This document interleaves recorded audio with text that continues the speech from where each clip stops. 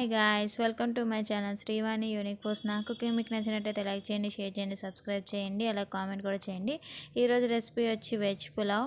Normal రైస్తో veg pulao చేశానండి. చాలా అద్భుతంగా ఉంటుంది నార్మల్ రైస్తో కూడా. ఈ విధంగా ఖచ్చితంగా మీరు కూడా ట్రై చేయండి.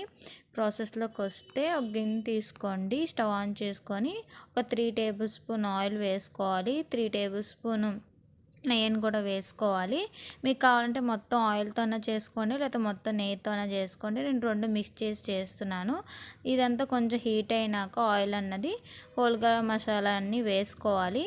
అవన్నీ వేసుకున్నాక కొంచెం మగ్గినాక మనం ఒక ఆనియన్, పెద్ద సైజు ఒక ఆనియన్ని సన్నగా కట్ చేసి తీసుకోండి, అవి వేసుకోండి. దాని తర్వాత అవి కొంచెం మగ్గినాక కొంచెం 3 పచ్చిమిరకాయలని సన్నగా కట్ చేసి వేసుకోవాలి.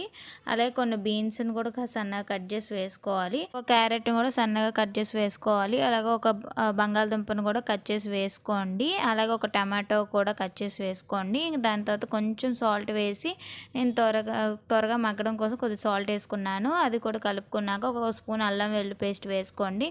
అది కూడా కలుపుకున్నాక కొంచెం పుదీనా, కొత్తిమీర వేసుకొని కలుపుకోవాలి.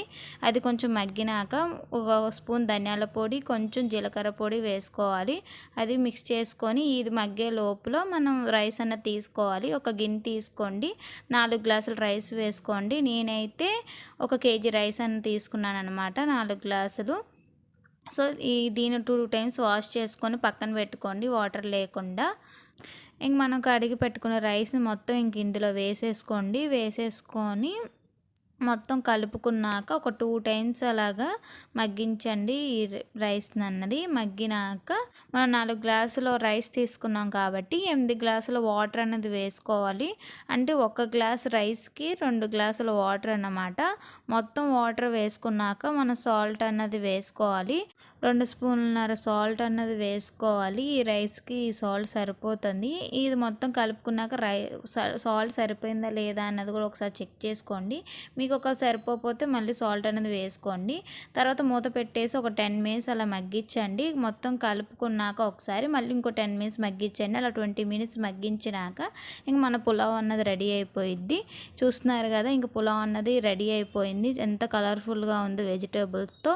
ఈ విధంగా మీరు కూడా ఖచ్చితంగా ట్రై చేయండి.